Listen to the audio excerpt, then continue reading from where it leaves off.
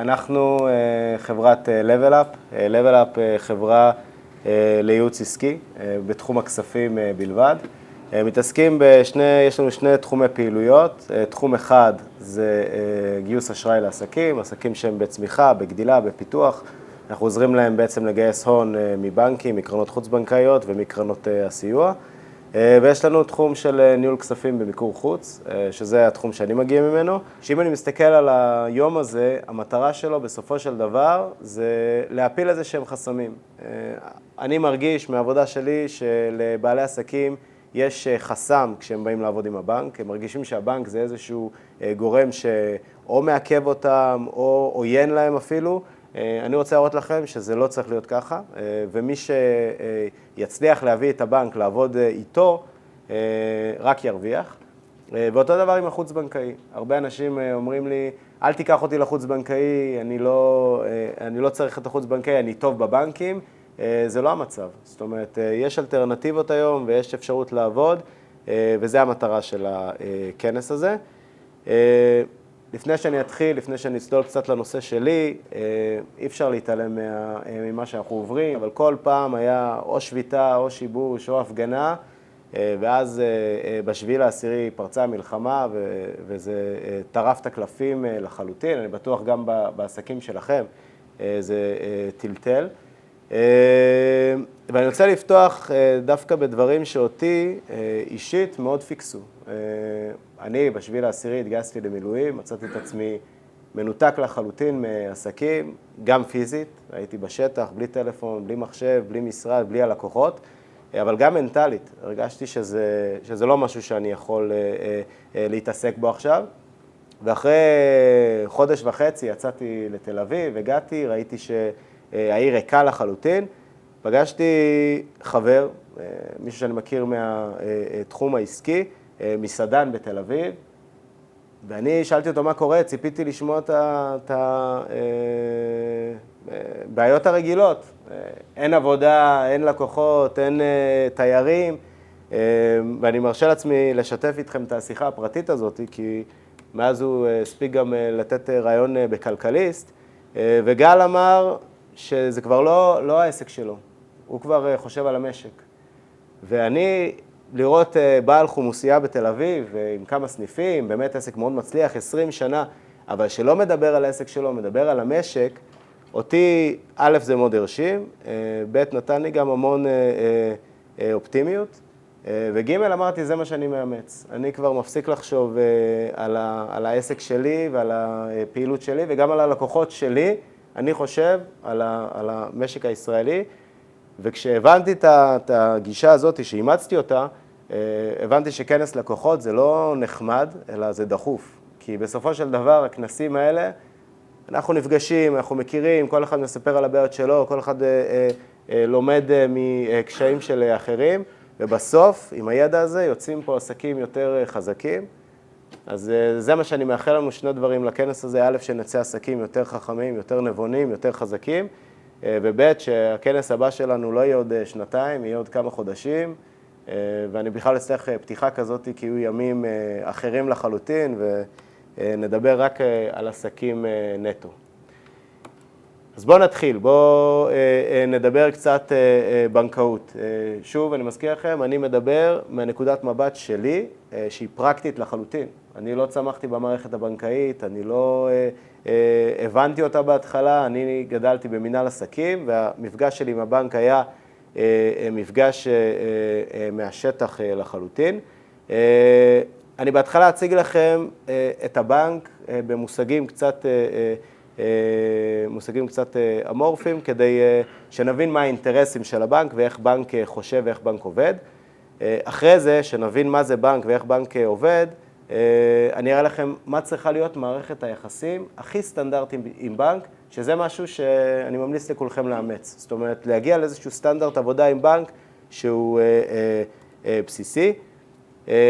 אני אראה לכם מקרה מבחן שאני מאוד אוהב אותו, א', כי הוא קיצוני מאוד. אני אראה לכם חברה שאני מלווה באופן אישי, שהבנק ממש רצה לסגור לה את החשבון, ואיך בפגישה אחת הפכנו את הבנק אני עוד לא יודע, כי זו דוגמה מאוד טריה, אבל שותף אסטרטגי בפעילות של החברה. ממש אני אראה לכם שלב, הלכה למעשה, איך הורדנו את כל המערכת, את כל המתחים שהיה בין הבנק לחברה. אז בואו נתחיל. בואו שנייה נכיר על מה אנחנו מדברים, מה זה בעצם בנק. אם אני צריך להגדיר בנק בהגדרה הכי פשוטה שיכולה להיות, בנק זה מתווך של כסף.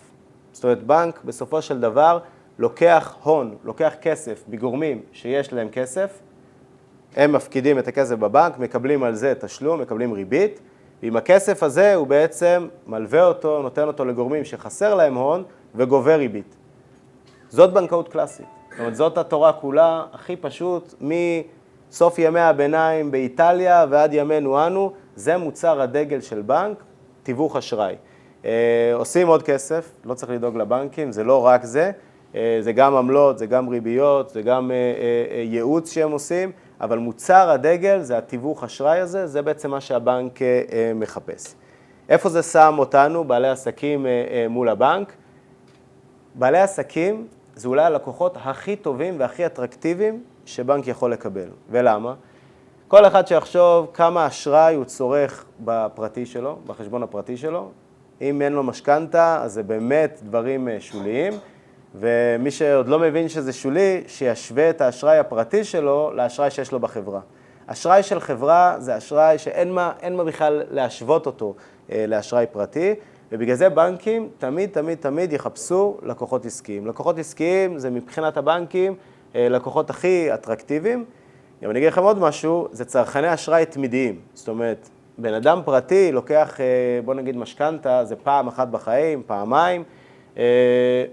תחשבו כמה הלוואות וכמה תהליכי אשראי עושה חברה במהלך חיים שלה. זה הופך בנקים ללקוחות מאוד מאוד אטרקטיביים. זה צד אחד.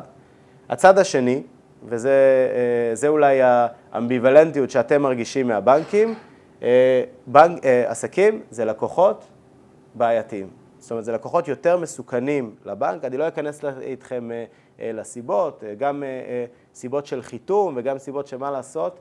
הם נוטים יותר לא להחזיר הלוואות מאשר לקוחות פרטיים, אבל הם לקוחות מסוכנים. וזה יוצר איזושהי מערכת יחסים מאוד מאוד אמביוולנטית של הבנק עם בעלי עסקים ועם עסקים, שמצד אחד מאוד רוצים, מצד שני גם מאוד מפחדים. אני יכול לספר לכם בנימה אישית, כשאני תמיד בא עם לקוח חדש לבנק, הבנק שואל אותי, איפה הקאץ'? למה הוא מגיע אליי הסוכריה הזאת? למה הוא לא מסתדר בבנקים אחרים? בוא תסביר לי מה הקשיים שלו. וזה מגיע בגלל הרמת מסוכנות הזאת. זאת אומרת, בנקים מאוד מאוד חשדניים כלפי עסקים. המטרה שלנו בכנס הזה, שבסוף הדברים שלי, אנחנו נצליח להוריד את רמת המסוכנות. זאת אומרת, אתם תמיד כשמדברים עם הבנק, תנסו להראות לו שאתם מסוכנים כמו עסק סטנדרטי, לא יותר ממנו. זה מהבחינה הזאת.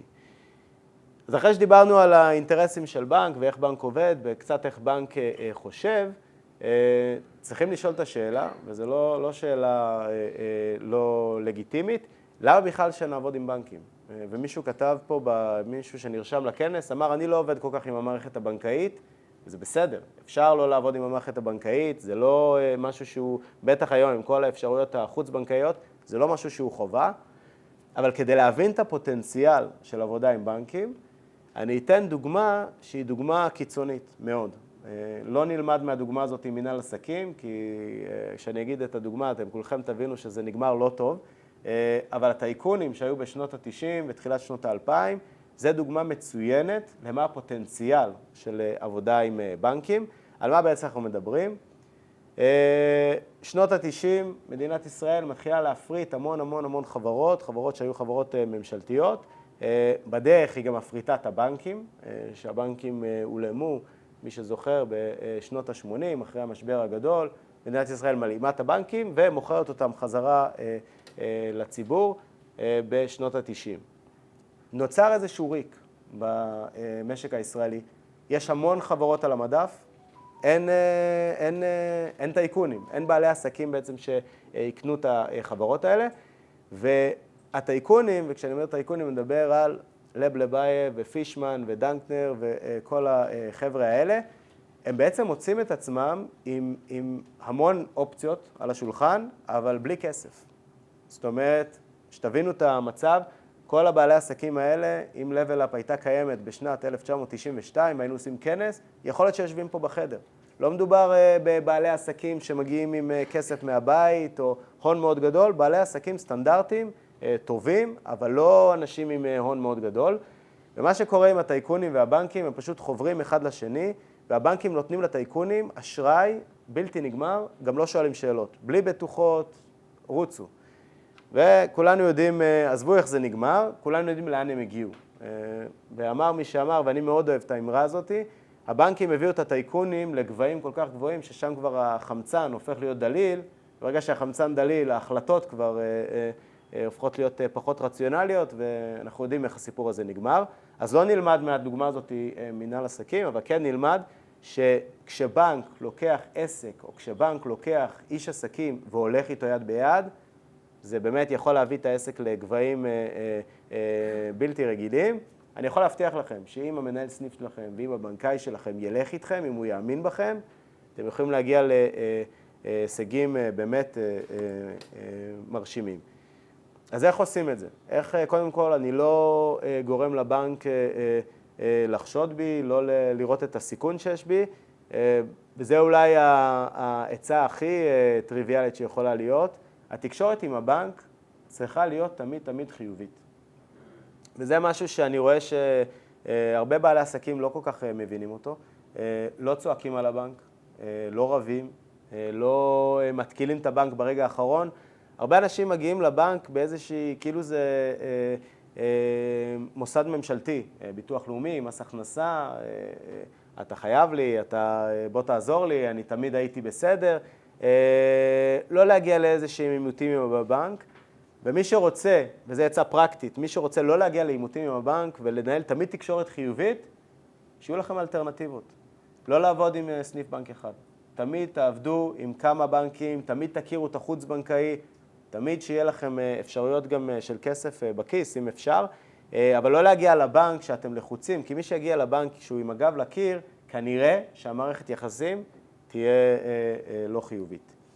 הדבר השני שאני יכול להגיד לכם, וזה משהו שאם מי שלא יעשה אותו, הבנק כבר ידרוש אותו, אתם חייבים לשתף את הבנק בהתפתחות העסקית. קודם כל, מי שלא עושה את זה, מכיר את זה, הבנק מתקשר. לא הגשת דוחות, לא הבאת לי מבוקר, לא שלחת מאזנים, אין לי חומרים. לא להגיע למצב כזה, שהמושכות יהיו בידיים שלכם. יוצא מבוקר, ופה אני חייב להגיד לכם, תלחצו על הרואה חשבון. אתם יודעים מה, אני אומר את זה ואני מסייג, כי לפעמים זה עדיף שהדוחות עוד לא יהיו מבוקרים, בטח מי שמתעסק בגיוס אשראי, אבל בזמן שאפשר להגיש דוחות מבוקרים, תשלחו לבנק, אפילו תבקשו פגישה. בואו אני אציג לך את הדוחות, זה הפעילות העסקית השנה, זה מה שהגעתי, ותסבירו אותם. מי שיגיש לבנק דוחות כספיים ויסביר אותם, אם יהיה שנה חלשה, אז כבר הבנק יבין את זה, שאתם יודעים להסביר כשטוב ויודעים להסביר כשרע. והדבר השני, שזה משהו שכמעט לא עושים, תציגו את הכרזות עסקיות. זאת אומרת, אם הבנק, אתם מציגים לו, הוא מבקש דוחות כספיים, תסבירו. השנה ירדתי, שנה הבאה אני רוצה לעלות. השנה עליתי, שנה הבאה אני רוצה להישאר אותו דבר. תשתפו את הבנק בהתפתחות העסקית שלכם. אני מבטיח לכם, זה לא משעמם את הבנק, ממש לא, להפך. והוא פתאום יראה שיש פה עם מי לעבוד. הוא יראה שיש פה לקוח, שזה לא לקוח סטנדרטי וטריוויאלי, שרק משתמש בבנק קופה. העצה אולי הכי פרקטית, למי שרוצה להתאמן על הדבר הזה, ומי שרוצה לשפר את המערכת יחסים עם הבנק, זה אשראי למטרות קטנות. ועל מה אני מדבר פה? תראו, אם אתם רוצים להתחיל לעבוד עם הבנק, אתם לא ממש יודעים איך, זו שיטה שהיא שיטה שאני ממליץ אותה לכל בעל עסק, לקחת אשראי למטרות שהן מטרות שאתם יודעים לממן אותן גם לבד. על מה אני מדבר? בואו נגיד, אתם רוצים לקנות מכונה עולה 50,000 שקל. יש לכם 50,000 שקל. אפשר ללכת לבנק, קחו הלוואה של 50,000 שקל, תבקשו ממנו לממן את המכונה הזאת. אומר לא, יש לכם את הכסף. אבל בואו נגיד שהוא אומר כן. אם הוא אומר כן, קודם כל הוא כבר מכיר אתכם. הגשתם איזושהי תוכנית עסקית, אמרתם לו למה אתם צריכים את הכסף, נתן לכם 50,000 שקל. לא משנה אם הפעילות העסקית הזאת הצליחה או לא, הצלחתם עם המכונה, אפילו המכונה, קניתם אותה, היא לא טובה, שמתם אותה במחסן. בסוף, יש לכם את הכסף להחזיר את ההלוואה הזאת, כי יש לכם את ה-50,000 שקל האלה בכיס. מי שיעשה את הדברים האלה ויקח הלוואות קטנות, אשראי מהבנק, א', זה לא ילחיץ אותו, כי זה לא פתאום בקשה של 2 מיליון שקלים שכל תנודה ביכולה להלחיץ. יש פה אשראי קטן שאתם תמיד תדעו לצאת ממנו. לאט לאט מי שיעשה את הדברים האלה יתחיל להבין מה הבנק מבקש בבקשות אשראי, מה הבנק רוצה, מה הבנק מעניין, וזה גם לא, זה כאילו להתאמן על יבש. זאת אומרת, זה להתחיל לעבוד עם הבנק על, אני אוהב לקרוא לזה כסף דמו. כמו שמשחקים פוקר על סכומים קטנים כדי ליהנות, זה בדיוק המצב פה. אחד הכלכלנים גם אמר לי, זה אני שמעתי ממנו ואני סומך עליו, כי הוא מתעסק עם זה הרבה יותר ממני, זה גם מעלה דירוג אשראי. זאת אומרת, כשאתם לוקחים הלוואה ומחזירים הלוואה, זה מעלה דירוג אשראי, אז לא להתחיל עם הלוואות בומבסטיות, אלא תתחילו דווקא עם אשראי קטן למטרות קטנות. מבטיח לכם שרק זה ישפר את המערכת יחסים עם הבנק. אז בואו נעבור לדבר קצת יותר פרקטית. בואו נראה איזשהו מקרה מבחן.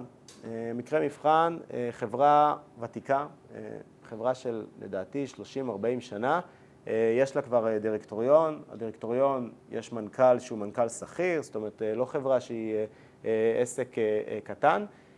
החברה הזאת הייתה בצמיחה מאוד גדולה בין השנים 2021-2024. אנחנו התחלנו לעבוד איתה במאי השנה, זאת אומרת מאי 2024 אנחנו הצטרפנו לחברה, החלפנו סמנכ"ל כספים שעבד שמה, אנחנו החלפנו את העבודה שלו ועושים את העבודה הזאת בעצם במיקור חוץ. והחברה הזאת היא עובדת מול שני בנקים, בנק מרכזי ובנק משני. למה אני אומר לכם שהחברה הזאת היא בצמיחה? למה זה נתון מאוד חשוב? כי איך נראה תזרים מזומנים של חברה בצמיחה? בדיוק. זה משהו שבעלי עסקים לא מבינים. איך אני עולה והבנקים כל היום מתקשרים. למה זה קורה הדבר הזה? כי תראו, חברה שהיא בתהליך הצמיחה, ואני אומר שוב, בדיוק, יש הוצאות שוטפות. לא משנה עכשיו אם אתם, מה החוזה שקיבלתם, קיבלתם חוזה מול משרד הביטחון, אתם מקבלים את הכסף בשוטף 90. שוטף 90 זה אומר שעוד 3 חודשים תקבלו את הכסף. אבל 3 חודשים אתם צריכים לממן את הפעילות הזאת. יש עובדים, יש חשמל, יש מכונות, יש שיווק. לא תמיד מצליחים גם להדביק את האשראי ספקים, האשראי לקוחות, ואז מה לעשות? החברה, התזרים שלה נראה בירידה. תבינו שאם, ואני חוזר להצעה שאמרתי לכם, חברה שלא אומרת לבנק שהיא בתהליך צמיחה, מה הבנק רואה? שהיא קורסת. הוא רואה חברה קורסת. אז זה מה שחשוב להבין פה. עכשיו, זה עוד משהו שאני אומר לכם. הירידה בתזרים היא בתהליך הצמיחה. זאת אומרת, אם קיבלתי פרויקט גדול ממשרד הביטחון, 90 יום, קיבלתי את הכסף ממשרד הביטחון, מה קורה לתזרים? הוא חוזר חזרה, הכל בסדר. אבל איפה הבעיה? החברה הזאת היא צמחה מ-2021 והיא עדיין צומחת. העלייה במחזורים היא 20-30%, זה עלייה מטורפת. התזרים של החברה הזאת ב3 שנים האחרונות, זה פשוט מה שאני קורא לו ג'אגלינג, כל הכדורים באוויר. מעבירים כסף מפה לפה, צ'קים, דוחים, תפקיד לי את זה, תביא לי את זה. שלא נדע צ'ק טובה, אבל יש את כל התרגילים שאתם מכירים בתזרים מזומנים מעשי, כבר עשו בחברה הזאת. כן, תנקה לי את הצ'קים. כן, אם זה לנקות צ'קים המצב עוד טוב, אבל יש גם דרכים אחרות עם צ'קים שאפשר. אני לא אתן לאף אחד רעיונות איך פותרים בעיות כאלה בדרכים לא דרכים. אז מה קרה? מה קרה עם החברה הזאת? אני נכנסתי לחברה, התחלתי לעבוד שם ימים ראשונים. כמו שאמרתי לכם, אנחנו מנהלים להם את הכספים במיקור חוץ, זה לא משרה מלאה, זה לא שאתה מגיע כל יום למשרד. אבל הגעתי כי זה ימים ראשונים, רציתי להכיר מי המערכות, איך עובדים, מה הגורמים שנמצאים בחברה. נכנסתי למחלקת הנהלת חשבונות, ואחת המנהלות חשבונות אומרת לי, תשמע, אין לי זמן עכשיו לעבוד, כי הבנק מאוד לוחץ אותי, הוא רוצה לראות חשבוניות כנגד הלוואה עומדת של 3 מיליון שקלים. הלוואה עומדת, למי שלא מכיר, זה כסף שאתם מקבלים מהבנק, קיבלתם 3 מיליון שקלים, אתם לא מחזירים 3 מיליון שקלים, את הקרן, אתם משלמים על זה רק ריבית. מאוד דומה לעו"ש, אבל הפוך, בפלוס. די נדיר, אני לא מכיר הרבה חברות שיש להם זה, לחברה הזאת יש 2 הלוואות עומדות. אני גם לא ממליץ על הלוואות כאלה, אבל זה המצב היה. עכשיו, שאלתי את המנהלת חשבונות, זה מצב רגיל? תמיד הבנק מבקש חשבוניות כנגד ההלוואה הזאת? ואז היא אמרה לי, אני לא יודעת, מי שמתעסק עם זה, זה היה סמנכ"ל כספים הקודם, אבל תמיד זה היה בצעקות עם הבנק הזה. זה הבנק המשני, תמיד זה היה בריבים, לא עכשיו, אי אפשר לעבוד איתם. הוא תמיד אמר, צריך לסגור את החשבון הזה, החשבון הזה זה רק בעיות. זה היה מערכת היחסים של הבנק, אז כבר אנחנו רואים ששני דברים החברה הזאת לא עשתה. ניהלה תקשורת שלילית עם הבנק, תמיד בצעקות, תמיד בלחץ, וגם לא שיתפה אותה בצמיחה שהם חווים. אבל אני אמרתי, בסדר, הבנק מבקש חשבוניות כנגד ההלוואה של 3 מיליון שקלים, בקשה לגיטימית, זה מה שאני אמרתי בטיפשותי, בקשה לגיטימית, זה כנראה קובננט, איזשהו אמת מידה שהבנק מבקש כנגד ההלוואה הזאת. באמת שלחנו חשבוניות ב3 מיליון שקלים, והבנק התרצה. הבנק אמר, איזה יופי לראות שאתם שולחים בזמן, באותו יום, כל הכבוד, רואים שהדברים השתנו. אני הייתי מרוצה, אמרתי, איזה יועץ גדול אני, פתרתי בעיה במחי מייל. אבל מה שקרה אחרי כמה שבועות, זה ראיתי את התנועה הזאת. גישור על פערי תזרים, זה מהתזרים מזומנים שאני מנהל לחברה הזאת. ירידה של הלוואה, גישור על פערי תזרים, 154,430. עכשיו, זה לא יכול להפתיע אותי דבר כזה, כי צ'ק של ספק, תשלום, לקוח, זה כן, זה עוד איכשהו קורה. אבל הבנק שמפתיע אותי בירידה שאני לא מכיר, זה לא יכול להיות, בטח לא על הלוואה, זה הלוואה שאני לא מכיר. גם לא זכרתי שקיבלתי מהם כסף. שאלתי את המנהל חשבונות, מה זה הירידה הזאת של הכסף, ואין לי מושג. היא התקשרה לבנק, והבנק אמר, זה כנגד החשבוניות שהצגתם. זאת אומרת, מה הבנק עשה? הוא ניקה את החשבונית. מה זה ניקיון חשבוניות? כמו שאתם מכירים ניקיון צ'קים, יש גם דבר שנקרא ניקיון חשבוניות. זה סוג של פקטורינג. פשוט בפקטורינג בעצם מה שהבנק עושה, הוא רוכב על הקרדיט, על האשראי של הלקוח. פה זה אפילו בלי לרכוב על האשראי של הלקוח, זה פשוט לנקות את החשבונית. זה מה התנועה שאני ראיתי, 154,000. זה לא יכול להיות ריבית של 3 מיליון שקלים, 154,000 בתשלום אחד. אז אמרתי לה, תבררי עם הבנק. אז כמו שאמרתי לכם, היא אמרה, הבנק אומר שזה כנגד החשבוניות, ופה אני כבר לא ממש הבנתי מה קרה. זאת אומרת, פה הייתי קצת מבולבל, ואז הלכתי למנכ"ל, אמרתי, תשמע, אני לא כל כך מבין מה קרה פה, הבנק ביקש חשבוניות כבטוחה על הלוואה, אני רואה שהם הורידו הורדה של 154,000 שקל, בואו נתאם פגישה עם הבנק, נראה מה קורה. זה גם סיבה טובה, אני הגעתי, החלפתי מישהו, יש עילה לקפה שנשתה בבנק.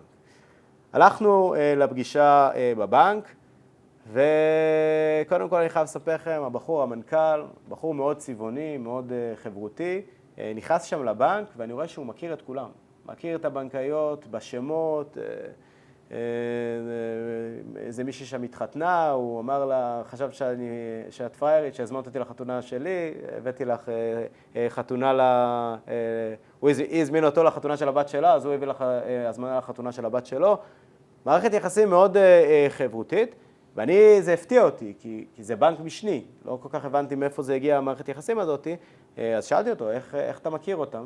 הוא אמר, תראה, הסמנכ"ל כספים הקודם, בימים האחרונים שלו כבר לא התעסק בכלום, הוא די סגר את מה שהוא צריך לסגור, והייתה לנו את ההשלמה לקרן חרבות ברזל. אני לא ידעתי איך ממלאים את התפסים האלה. ישבתי במשרד עם כל התפסים, לא הבנתי מה קורה פה, אספתי את התפסים, הלכתי לבנק, אמרתי, אני לא יוצא מפה עד שאתם לא עוזרים לי למלא את הבקשה הזאת. הוא בחור נחמד, אוהבים אותו, הוא מאוד חברותי, הם לא הכירו אותו לפני זה, שתבינו כמה הבנק הזה היה משני לחברה הזאת, ומהפגישה הזאת נוצרה היכרות. למה אני אספר לכם את האנקדוטה הזאת? כי זה מבחינתי היה עוגן. זה כבר מישהו שמנהל תקשורת חיובית עם הבנק. אז גם אם יהיה פה בעיות וגם אם יהיה צרות, יש לי איזה משהו לעבוד איתו, זה עוד לא מערכת יחסים שהיא גמורה לחלוטין. סיימנו את החיוכים ואת הצחוקים ואת האווירה הטובה, ואז התחיל מה שאני אוהב לקרוא לו יום הורים מלא. הגיע גם מנהלת סניף, גם מנהלת מחלקה עסקית וגם הבנקאית האישית של החברה. הפנים התחילו להיות רציניות, ואז הבנקאית אומרת לי, תראה, ישי, נעים מאוד להכיר, אבל אני חייבת לספר לך שהחברה, קודם כל, לא שולחת דוחות בזמן. אנחנו אף פעם מבקשים דברים, לא מקבלים את החומרים שאנחנו מבקשים. אנחנו רואים תנועות מאוד חשודות. כל היום העברות זהב, ביטולים של צ'קים, דחיות של תשלומים. אני מזכיר לכם, החברה הזאת היא בצמיחה. בטח שזה יהיה, אם אתה לא מספר לבנק שאתה בצמיחה, אז בטח שהבנק מבחינתו רואה תנועות מאוד חשודות. עוד דבר שהיא אומרת לי, אנחנו גם מכירים את הפעילות של החברה. רוב הלקוחות של החברה, ואני אומר לך, הפגישה הזאת הייתה לפני חודשיים. רוב הלקוחות של החברה זה לקוחות בצפון ובדרום. יש מלחמה, אנחנו לא יודעים מה המצב של הלקוחות של החברה. יש פה חשש. ואז היא אמרה את גולת הכותרת, ואנחנו תקועים עם החברה הזאת עם הלוואה עומדת של 3 מיליון שקלים. תבין אותנו, היינו חייבים לנקות חשבוניות ולסלק את ההלוואה הזאת. עכשיו, פה נפל לי האסימון מה הבנק עשה, וזה תרגיל. מה שהבנק עשה בעצם, זה אמר לנו, אני לא רוצה להגיד שיקר, אבל זה מה שאנחנו הבנו, שהוא רוצה את החשבוניות כבטוחה. הם לקחו את הבטוחה הזאת, העמידו הלוואה של 3 מיליון שקלים כנגד החשבוניות, בעצם ניקו את החשבוניות, ואז היה להם 3 מיליון שקלים כנגד החשבוניות. עם ה3 מיליון שקלים האלה בפלוס, סגרו את ההלוואה העומדת, וזהו, אין הלוואה עומדת. מי שהבנק עושה לו דבר כזה, מי שהבנק לוקח לו, בדרך כלל אני רואה שעושים את זה על מסגרות עו"ש. הרי יש לכם מסגרת עו"ש של 3 מיליון שקלים, הבנק לא יכול לסגור אותה. מה, הוא ינער אתכם ויוציא 3 מיליון שקלים? אז מה הוא עושה? הוא נותן לכם הלוואה של 3 מיליון שקלים, סוגר עם ההלוואה הזאת את העו"ש, ואז אתם חייבים לבנק. כל חודש אתם מחזירים את ההלוואה, ולאט לאט אתם מתרחקים מהבנק. זה בדיוק מה שהבנק עשה פה, בלי להגיד שזה מה שהוא עושה. וזה נורה אדומה בוהקת. זאת אומרת, מי שהבנק עושה לו את זה, זה אומר שהבנק רוצה, קח את הדברים שלך ותעשה עסקים עם מישהו אחר. עכשיו, בנקודה הזאת, שאני בפגישה ואני מבין מה קרה פה, אני נזכר תמיד במה שלמדתי כשהייתי סטודנט בבן גוריון, למדתי שיעור במנהל עסקים שהולך איתי עד היום, וזה לא היה באוניברסיטה, אני הייתי סטודנט ורציתי להעביר דירה, התקשרתי למוביל. המוביל אמר לי בטלפון 500 שקל. 500 שקל אז זה היה נראה לי כמו משכנתה, אבל אספתי את כל מה שיש לי ואמרתי לו, אתה יודע, ב-500 שקל, אני חייב להעביר את הדירה היום, תבוא. הגיע המוביל, אמר לי, לא אמרת לי שיש פה גם ארגז של ניירות, זה 700 שקל. אני אומר, מה 700? אמרת 500, רבים. הוא אומר לי, תגיד לי, אנחנו באנו לריב או באנו לעבוד? אמרתי, באנו לעבוד. באנו לעבוד, תביא 600 ובוא תעזור לי להרים את הארגזים. ואני לקחתי את זה, אמרתי, חבר'ה, אנחנו לא באנו לריב, באנו לעבוד. ובנקודה הזאת שהבנקאית, אני מחזיר אתכם לבנקאית, שהיא אומרת לי, אתה חייב להבין אותנו ומה עשינו, אני בנקודה הזאת יכול להגיד ללקוח, להסביר לו מה הם עשו, הוא היה משתולל, יכולנו להתקשר לעורך דין, יכול ללכת לממונה על הבנקים, יכולנו לתבוע את הבנק. כשאני אמרתי למשה שטיין מה הבנק עשה פה, סתם, כשדיברתי איתו על ההרצאה, הוא אמר לי, זה לא חוקי, אני לא זוכר אם הוא השתמש בחוקי או אתי, אבל יש לנו את כל העילות להשתולל על הבנק. אבל זה לא המטרה, אנחנו באנו לעבוד. אז מה עושים בנקודה הזאת?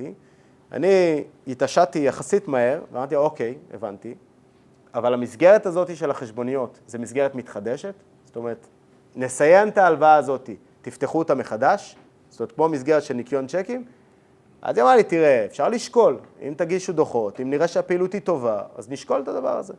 אמרתי, אוקיי, כבר משהו טוב יצא מהדבר הזה. והדבר השני ששאלתי אותה, אמרתי לה, תראי, החברה עובדת הרבה עם חול, ואנחנו בדרך כלל בבנק הראשי מקבלים את התקבולים במטח, ומעבירים את זה לשקלים, כי שם אנחנו מקבלים עמלות מאוד טובות. יש סיכוי להוריד את העמלות גם פה, היא אמרה לי, זה אין בעיה, זה עליי, אל תדאג, תראה לי מה קיבלת מהבנק השני, מה יש לך, אני אוריד, אני אתן אפילו פחות. אז זה כבר עוד נקודה טובה. בעצם מה אני מנסה לעשות פה? אני מנסה להראות לבנק שהוא עוד לא יוותר עליי. אני רוצה לעבוד עם מה שהוא נותן לי. ואני מראה לו גם שאני מבין, אני מבין את האינטרסים שלו, אני מבין מה הבנק רוצה ואיך הבנק חושב, אבל, וזה, אני אומר לכם, זה אולי היצע הכי טובה שאני יכול, לא לתבוע את הבנק, באמת. עדיף לסגור חשבון, ועדיף להפסיד כסף, ועדיף לזה, מלחמה עם בנק, זה, הבנק ירטב ואתם תתבעו. אז זה אני כבר אומר לכם. מה עשינו? איך המשכנו בעצם מכאן? אז קודם כל, חזרתי חזרה למשרד, ובניתי לבנק תזרים מזומנים יומי. אני תמיד עובד על תזרים מזומנים יומי. רציתי להראות לבנק, למה זה היה חשוב לראות את התזרים מזומנים במקרה הזה? כי הבנק אמר לי, אני תמיד רואה את התנועות החשודות האלה, עובר כסף, נכנס כסף, נדחה צ'ק, בוטל צ'ק. אני רציתי להראות לבנק שאני שולט בתזרים מזומנים, אני לא קם בבוקר ואני אומר אוי ובוי, אני יודע מה יקרה עוד חודשיים. אני הגשתי את התזרים מזומנים הזה ב-21 לשביעי, ממש לא מזמן, רואים את זה, רואים למעלה, בכותרת למעלה, אתם תראו, התזרים מזומנים זה לחודשים אוגוסט וספטמבר. זאת אומרת, אני ב-21 לשביעי כבר יודע מה יהיה לי בחשבון בנק ב-30 לתשיעי. מאוד חשוב לבנק לראות את הדברים האלה.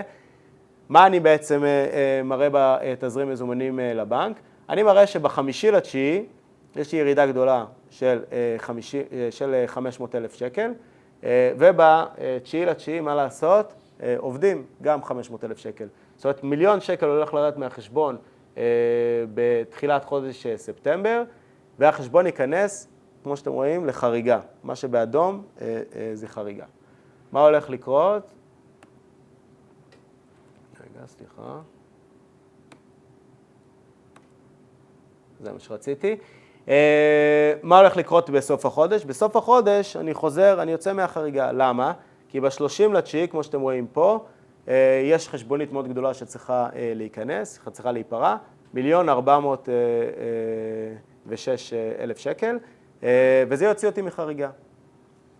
מה אני הולך לעשות עם הבנק? מה אני ביקשתי? ושימו לב, זה 30 לתשיעי, זה עתיד, אז אני עוד לא יודע איך הדברים האלה יתפתחו. למה ביקשתי בעצם מהבנק שהמסגרת חשבוניות שהיא תהיה מתחדשת? כי זה בדיוק מה שאני הולך לעשות. החשבונית הזאת, אני בעצם הולך להקדים אותה, ולהביא אותה, את החשבונית הזאת, לחמישי לתשיעי. ואז בעצם מה אני עושה? אני מגשר על הפערי תזרים האלה עם מוצר אשראי שהבנק הקצה לי. עכשיו, יש פה פתרונות אחרים מבחינת החברה הזאת. יכולתי לעבוד עם משהו אחר, אבל אני רוצה דווקא לעבוד עם מה שהבנק נתן לי.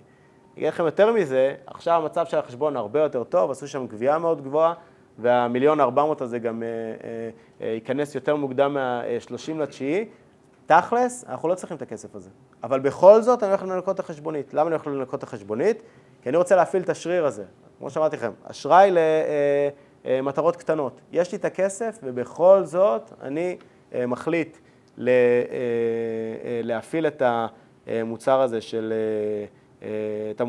ניקיון חשבוניות, וזה מה שבעצם אנחנו עושים. מה בעצם אני עושה פה עם הבנק? קודם כל, שימו לב, בנק שוויתר לחלוטין ללקוח, קודם כל אני מראה לו שאני שולט על התזרים. אני ראיתי מה מפריע לבנק. לבנק הפריע העניין הזה של התנועות שלא שולטים בתזרים, אני מראה לו שאני שולט בתזרים. אני מנהל עם הבנק תקשורת טובה ורציפה. לא רב, לא מתווכח. מה אתה יכול לתת לי? אתה יכול לתת לי ניקיון חשבוניות מתחדש? מצוין, אני לוקח. אתה יכול לתת לי מתח בריביות טובות? אני לוקח. אני מנהל איתו תקשורת טובה ורציפה. זאת אומרת, הוא אמר לי את העניין הזה של האשראי חשבוניות, אני לא עוזב את זה וחוזר אליו עוד שנתיים, ואומר לו, לפני שנתיים היינו פה בפגישה ואמרת לי, אני משתמש בזה עכשיו. אני רוצה להפעיל את הדבר הזה. אני גם חוסך בעלויות אשראי, שזה פחות מעניין את הבנק, זה יותר מעניין את הלקוח, כי על ההלוואה העומדת הזאת הם קיבלו ריבית של, לדעתי, 9.8%. ההלוואה עומדת, זה מקובל בדברים האלה. ועל הניקיון חשבוניות זה פריים פלוס 2. עכשיו, פריים פלוס 2 זה שנתי, אני מקדים חשבוניות בשבועות, זה באמת גרושים מהבחינה הזאת. והדבר אולי הכי חשוב, שזה מסכם את זה, אני מראה לבנק מקצוענות. אני מראה לבנק שאני יודע מה אני עושה, שאני מקצוען, שאני יודע מה קורה בתזרים שלי, אני מכיר מה הבנק יכול לתת ומה הוא לא יכול לתת, ותחשבו אתם, כל אחד בעסק שלו, איזה כיף זה לעבוד עם לקוח, שהלקוח הוא מקצוען. ואיזה כאב ראש זה לעבוד עם לקוח שאין לו מושג מה הוא עושה. לקוח שאין לו מושג מה הוא עושה, הוא משגע את השכל, הוא עולה יותר, הוא מסוכן, הוא בסוף גם לא משלם. לקוח שהוא מקצוען, הוא גם משלם בזמן, גם משלם הרבה וגם לא עושה הרבה רעש. זה מה שאני רוצה להיות מבחינת הבנק. אני רוצה להראות לבנק שאני מקצוען. עד כאן ראינו, ואני אומר לכם בוודאות, זה מערכת יחסים סטנדרטית עם הבנק. זאת אומרת, אם החברה הזאת, אם אני לא הייתי מגיע אליה, אבל הייתה לחברה הזאת תקשורת חיובית עם הבנק, אם הם היו לוקחים אשראים על בסיס קטן, וגם ראינו, זה שהם לקחו, זה שהמנכ"ל הלך עם הידע הבסיסי שלו בכספים, אסף את המסמכים, הלך לבנק, העמיד הלוואה בחרבות ברזל, רק זה נתן פה איזשהו עוגן, נתן איזה פתח. אז אם הם היו לוקחים יותר אשראי למטרות קטנות, אם הם היו מדברים בשפה חיובית עם הבנק, ואם הם היו אומרים לבנק שהם בצמיחה, היו שולחים דוחות כספיים, לא היו מגיעים למצב הזה. זאת אומרת, מי שיעשה את שלושת הדברים האלה, אני מבטיח לו, היחסים שלו עם הבנק, לא מבטיח שהבנק יהיה מה שאנחנו קוראים לו שותף אסטרטגי, אבל בטח שלא יעשה לו צרות ובעיות כמו שעשו לחברה הזאת. אבל אנחנו רוצים לקחת צעד אחד קדימה. ועכשיו אני אתן לכם כמה טיפים לתקשורת יותר איכותית עם הבנק. אז הדבר הראשון, חשוב מאוד להכיר את האינטרסים של הבנק. חשוב מאוד. בנק תמיד יעדיף להרוויח מעט כסף בטוח על הרבה כסף שהוא בסיכון. אתם צריכים, ואני אוהב להגיד, לשעמם את הבנקאי. אל תגידו לו, זה עסקת השנה, זה עסקת המאה, אני יוצא עם זה, אנחנו נעשה מיליונים ביחד. זה רק מפחיד את הבנק. מה שהבנק רוצה לשמוע זה, זוכר את 10 מכולות שהבאתי השנה, אני הולך להביא עוד 10 כאלה שנה הבאה, אותה עסקה, אותו דבר, אני יודע מה אני עושה, תראו איך העיניים של הבנקאי נפתחות. זה מה שהוא רוצה לשמוע. הוא רוצה עסקאות בטוחות, הוא לא רוצה עכשיו להיכנס להרפתקאות. אם אתם נכנסים להרפתקה, תנסו לשעמם אותו. זאת אומרת, תורידו אותו לדברים שבטוחים. אני יודע מה אני עושה, עשיתי את זה בעבר, יש לי שותף שמכיר את זה, יש לי קולגה שעוזר לי. מאוד חשוב לבנק לקבל את היציבות הזאת. ואולי הדבר הכי חשוב, וזה משהו שאני רואה אותו הרבה, לא לדבר עם הבנק, בטח לא לדבר על בטוחות, עדיף לקבל אשראי בלי בטוחות, אבל לא לדבר עם הבנק על מימוש בטוחות. זאת אומרת, הרבה פעמים מה אני רואה שלקוחות אומרים לבנק? מה אכפת לך? יש לי פיקדון. מה אכפת לך? אני נותן לך דירה. מה אכפת לך? אשתי ערבה על זה. לא לעשות את הדברים האלה. ברגע שאתם אומרים לבנק, מה אכפת לך? יש לי בטוחה. אתם כבר אומרים לבנק, מה הולך לקרות פה? ואני חייב להגיד לכם, וזה משהו שבמיוחד בהלוואות בערבות מדינה, שכאילו אומרים, הבנק פה לא בסיכון בכלל, כי יש גם רכיב של פיקדון וגם ערבות של המדינה. תבינו שאם בנק מתחיל לממש בטוחות, מבחינתו הוא הפסיד. זאת אומרת, גם אם הוא יקבל את כל הכסף מהבטוחה, גם אם הוא מוכר את הבית, הוא הפסיד. אני אגיד לכם עוד משהו על האינטרסים של בנק. פה גם חשוב להכיר את האינטרסים של קרנות חוץ-בנקאיות. אינטרסים של קרנות חוץ-בנקאיות זה אינטרסים שונים לחלוטין. הרבה פעמים בגלל זה אפשר לעבוד עם החוץ-בנקאי בצורה יותר טובה מהבנק, כי האינטרסים הם טיפה אחרים. אני אגיד לכם שהייתה קרן, הייתה פעם קרן שרצתה לעבוד איתנו, היא אמרה לנו, תביאו לקוחות, והלכנו לפגישה, ואז הם אמרו לנו בפגישה, אנחנו עובדים על בטוחת נדל"ן, ומצידי, שהלקוח לא יחזיר את ההלוואה, יש לי את הנדל"ן. ופה אמרנו, עם כזאת קרן אנחנו לא עובדים. זאת אומרת, קרן שרוצה את הבטוחה, אז אתה מבין שהדברים לא, זה כבר לא מנהל עסקים. בנק הוא בדיוק הפוך. בנק רוצה מנהל עסקים. הוא לא רוצה להתחיל לעבוד עם עורכי דין ולממש בטוחות וכן הלאה. הדבר השני, שזה אולי טיפה יותר קשה, אבל אני דוגמה חיה. אתם חייבים להכיר את סוגי האשראי ולדבר בבנק בשפה שלו. עכשיו, למה אני אומר לכם שאני דוגמה חיה? אני לא גדלתי במערכת הבנקאית. אני התחלתי לעבוד מול המערכת הבנקאית בסביבות 2017-2018. באמת שלא ידעתי הרבה. לא הכרתי את כל המונחים של בנק, ואני חייב להגיד לכם, גם לא מלמדים את זה בשום מקום. זה לא שעושים קורס בנקאות. אז איך בכל זאת למדתי ואיך הבנתי? א', מהשטח. ברגע שאתה עובד גם הרבה שנים וגם עם מגוון חברות, אז בסוף אתה לומד. אבל בהתחלה מה שהייתי עושה, אני הייתי מדבר מנהל עסקים. זאת אומרת, הייתי אומר לבנק מה אני צריך. יש לי חשבוניות קדימה, אני רואה, הכסף ייכנס בסוף החודש. ואז הבנק אומר לי, אוקיי, אפשר לעשות ניקיון חשבוניות. יש לי, אני עובד מול שופרסל, אבל זה שוטף 120, וכל הספקים שלי זה מזומן. אז הבנק אומר לי, יש פקטורינג, אפשר לעשות, לרכוב על האשראי של הלקוח. זאת אומרת, אני הייתי מדבר בבנק מנהל עסקים, הייתי אומר לו מה הבעיה שלי, והייתי שואל אותו איזה פתרון יש לך לתת לי. אני אומר לכם שבנקאים אוהבים את זה, זאת אומרת, הם אוהבים שאתם לוקחים אותם למנהל עסקים, לפעמים אפילו יותר מזה שמדברים איתה בשפה בנקאית, כי בשפה בנקאית הם פתאום כזה מתחילים להגיד, אל תתעסק לי בעבודה, תן לי לעשות את העבודה שלי, תעשה את העבודה שלך. אז זו המלצה שאני נותן לכם, דברו עם הבנק, קודם כל בשפה שלכם, לאט לאט אתם תתחילו גם להבין את השפה שלו. גם מי שידע להתאים את האשראי שלו לפעילות, זה ייתן המון ביטחון לבנקאי לעבוד איתו. הרבה פעמים אני רואה אנשים שלוקחים אשראי שלא מתאים לפעילות, לוקחים הלוואות לטווח ארוך כדי לממן פעילות לטווח קצר, לוקחים הלוואות לטווח קצר, שזה בכלל אסון, מממנים עם זה השקעות. ככל שאתם תדעו להתאים את האשראי לפעילות, הבנקאי יראה שאתם יודעים מה אתם עושים, וזה ייתן לו המון ביטחון. דבר אחרון שאני רוצה להגיד לכם, וזה אולי עצה טריוויאלית, וזה על כל דבר בעסקים, הכל אישי פה. אתם לא עובדים מול המערכת הבנקאית, אתם לא עובדים מול בנק, אתם עובדים מול משה שטיין מבנק מזרחי טפחות. כששואלים אותי איזה בנק טוב, אני אומר, אין בנק טוב. יש בנקאים טובים, יש בנקאים לא טובים, יש סניפים של הפועלים שהם מעולים, יש סניפים של פועלים שאלוהים ישמור, אין להם מושג מה הם עושים. אז אני אומר, תעבדו מול האנשים, תנסו לראות אם אתם מצליחים להתחבר לבן אדם. ואתם צריכים גם להבין שבנקאים מתחלפים כל כמה שנים. זה החוק במערכת הבנקאית, אי אפשר להישאר בבנק, לדעתי, וזה צריך לשאול את משה, אי אפשר להישאר יותר מ7 שנים בבנק, וברגע שהאנשים מתחלפים, זה גם טוב וגם רע. זאת אומרת, מי שעובד יותר מדי על האישי, ויהיה יותר מדי טוב עם האישי, אז אם הבנקאי שלו יתחלף, הוא יהיה בבעיה. אבל זה גם נותן נקודה לקטע השלילי. אם יש לכם בנקאי שאתם לא מסתדרים איתו, מנהל סניף שאתם לא מסתדרים איתו, בסוף הם מתחלפים, ואני חוזר למה שאמרתי בהתחלה, תמיד לדאוג שיהיה לכם אלטרנטיבות.